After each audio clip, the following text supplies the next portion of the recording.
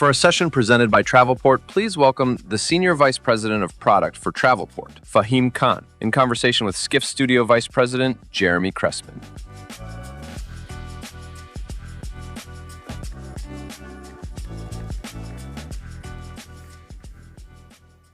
So we have seen AI get very good at the travel inspiration layer, finding a destination, building itineraries, suggesting hotels.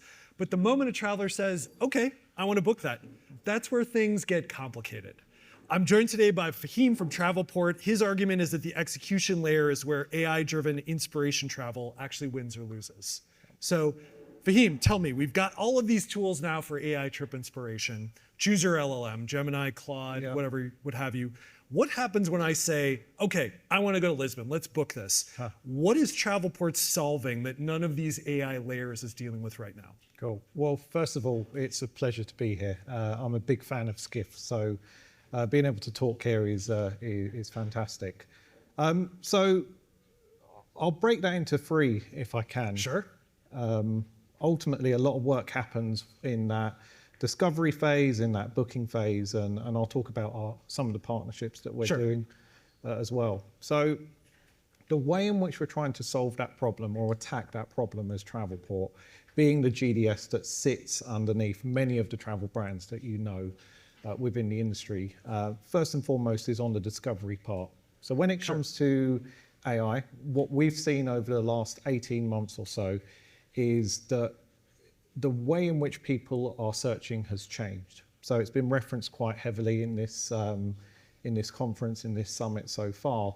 But we're seeing people move very much from deterministic search form. I want to go from A to B to being more non-deterministic. So a really good example would be, I want to go somewhere warm in July for a week with my family under $1,000. Right.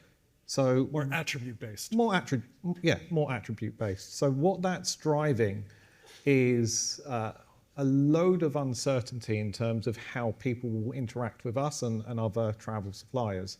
So we've tried to tackle that problem by really breaking down how we help those companies move their users from the top of the funnel to say, I want to go somewhere warm, to actually booking. And to add a little bit more context around that, what we're doing, and I think we're probably one of the only maybe 5 companies in the world that sits on enough travel data to be able to do this, but we're looking at this as a data science problem and helping people when they ask that question, rather than getting a generic response back, allowing, whether it's the LLMs or an OTA or whoever it may be, an AI native travel company, to be able to provide indicative pricing higher up that funnel.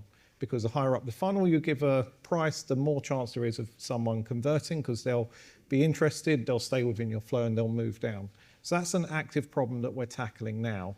The other part of that problem is, once someone figures out where they want to go, how do we make sure that that is transacted safely? So when it comes to travel, you need to be very specific. You don't want to send someone to Birmingham, Alabama, when they want Birmingham, UK. Haven't had that problem yet. But no, you'd be surprised. I think there was an anecdote of there is a airport desk in Vienna where, but anyway. We digress. We digress. But what we've done at Travelport, and you'll hear a lot about this in the press over the next couple of days, we're relaunching our API suite called Trip Services, which aims to tackle that problem. So we've built a brand new cloud native API platform that is built to work with the likes of the AI agents out there. Okay. There's a lot to process in what you just said. I actually want to touch on trip services. One of our key tensions for today is this idea of building versus buying AI solutions. So you have trip services, it's this cloud-based API platform. I'm sure this room has heard a lot of API pitches over the years. What is your take? What does this offer partners that they maybe couldn't have been doing before with Travelport? So that's a really good question. And I'll approach this as with my sort of technology hat on. So Okay. rather than a CEO or a chief commercial officer, what we've done with Trip Services is we've tried to put the CTO in the center of everything that we think about. Okay. And that starts from the very beginning. So how does someone interact with Travelport? So we've completely rebuilt our API documentation website. Sure. So that launched in April. Alongside that, we built a brand new provisioning engine behind the scenes. So if someone comes to our website, they're interested in our APIs, they can sign up and get access to the sandbox in a matter of hours. So that is massively different to what happened before. So why that's important, if you're looking at your CTOs or your development teams or your AI native companies, making it really easy for them to work with us is really key. Yeah. So that's the first part of it. The second part of it is when it comes to Trip Services, we've completely re-architected it from the ground up. And to try and explain what that means is historically, and I can speak to this because I was on the agency side of the travel world about 12 months ago. Yeah. To be able to make a booking through a GDS, you'd have to jump through a number of different steps, and you'd need to have a relatively good level of knowledge in terms of how travel works. What we've done with Trip Services is we've added a whole bunch of automation in there so that it becomes much simpler for people to book travel. Now, why is that important? Number one, it means it opens up the door of booking travel to more people. Mm-hmm. So it means the startups of this world, the AI native companies of this world, they can jump on and start booking travel and not need to know the minutiae of how everything works behind the scenes. So think shop, sell, book. And the other part of it, and the reason why we've put so much orchestration within there, is when we interact with, be it AI agents or AI platforms, we want to make it as simple as possible. Right. We don't want the AI agents to have to go and do a lot of the legwork. We've taken that legwork out of it for them. Sure.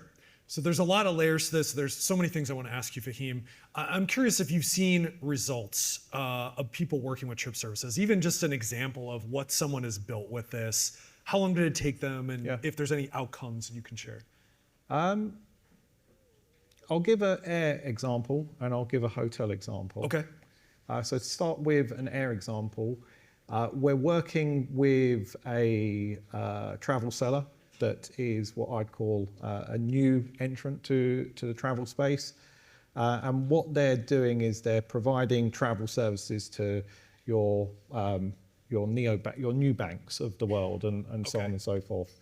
So they were able to pick up Trip Services from start to finish, complete a build on our air platform within 3 weeks. So if anyone's ever worked with a GDS API in the past, you'll know that that's a lot shorter compared. 3 weeks. Yeah. You're able to deploy this. Okay. Yeah. And then the hotel example I would give is where we've put in a load of orchestration. So we try to put our agency hat on when we're building, and we think about what an agency is trying to do when they're coming to the likes of Travelport or any other distribution partner. And ultimately, they want to do a couple of different things. They want to make sure that they provide the best possible user experience. They want to make sure that the content that is booked is the most commercially viable one for them, so that they earn the most amount of money. So when it comes to our hotel Trip Services APIs, what we've been able to do is we've been able to really, first of all, condense and orchestrate, I'm using the word orchestrate again, but really simplify how that works. The second part of it is in one call, and hopefully I'm not getting too technical. This is a technical audience. I think they want to know. Cool.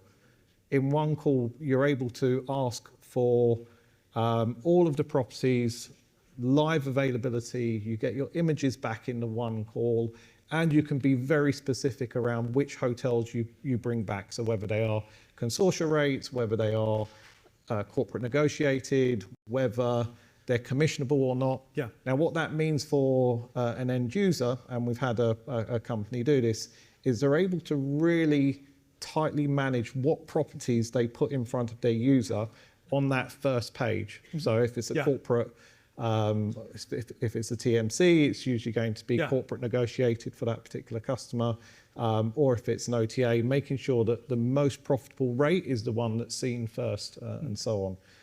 And that's proved really successful so far because it just provides a better user experience, and it also means that they have the potential to earn more money. You provided some really interesting examples of how customers are iterating on this new platform. One piece of news, I'm not sure if everyone in this room is aware, but I'd love for you to talk about it for a second.